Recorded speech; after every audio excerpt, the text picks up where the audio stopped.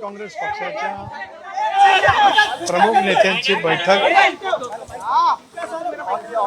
त्या ठिकाणी पार पडली। 2 वाजता विधिमंडळ राष्ट्रवादी काँग्रेस पक्षाची बैठक होईल।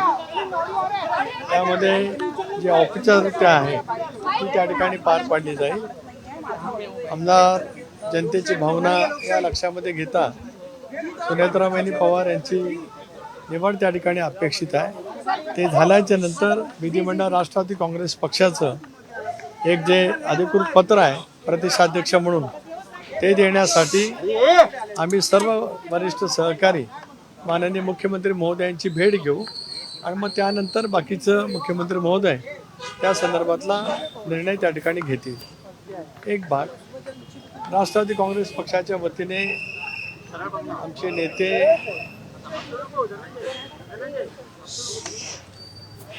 आदरणीय अजितदादा आमच्यात नाहीत, हे दुःख आम्ही पचवू शकत नाही। त्यांचा अस्थि कलश संबंध महाराष्ट्रातल्या प्रत्येक तालुक्यात खेड्यापाड्यामध्ये हा सुद्धा आम्ही नजीकच्या कालावधीमध्ये नेणार आहोत। महाराष्ट्र आपला मानून महाराष्ट्राला गतिमान विकासानं भूक करण्याचं त्यांचं नेतृत्व हे विलक्षण पद्धतीचं राहिलं।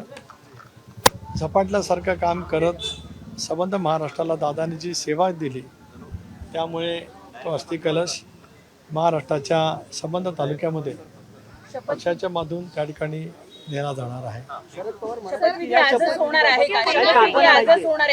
एक भाग असा आहे की मी आज एक व्हिडिओ पाहिला, त्या व्हिडिओमध्ये जी बैठक दाखवलेली आहे त्यानंतर आपल्याला सर्वांनाच विदित असेल की ज्यावेळेला कृषी प्रदर्शन बारामती येथे त्या ठिकाणी झालं त्याच वेळेला ती चहापानासाठी बैठक झाली आणि त्यानंतर दस्तूरखुद्द आदरणीय अजितदादाने एक पत्रकार परिषद घेतली होती आणि त्या पत्रकार परिषदेमध्ये स्थानिक स्वराज्य संस्थांच्या निवडणुका ज्या आता होत आहेत त्या संदर्भामध्ये चर्चा झाली अशी स्पष्टपणाचा खुलासा किंवा माहिती पत्रकारांशी संवाद करत असतानाच आदरणीय अजितदादांनी त्या ठिकाणी केलेली होती। हे आपल्याला सर्वांनाच ते विदित त्या ठिकाणी आहे। सर स्वतः शरद पवारांनी सांगितलं होतं की दोन्ही राष्ट्रवादी स्वतः शरद पवारांनी सांगितलं होतं की दोन्ही राष्ट्रवादीचं विलीनीकरण जे आहे ते होणार होतं।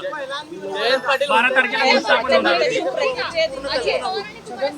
एक भाग असा आहे की त्या दिवशी जी चर्चा झाली त्याच्याबद्दलची स्वतः माहिती आदरणीय अजितदादांनी त्या ठिकाणी पत्रकार परिषद घेऊन बारामतीमध्ये त्या ठिकाणी दिलेली आहे। एक आज हे सगळं झाल्याच्या नंतर सविस्तरपणाने आम्ही या बाबतीमध्ये आपल्याशी बोलू।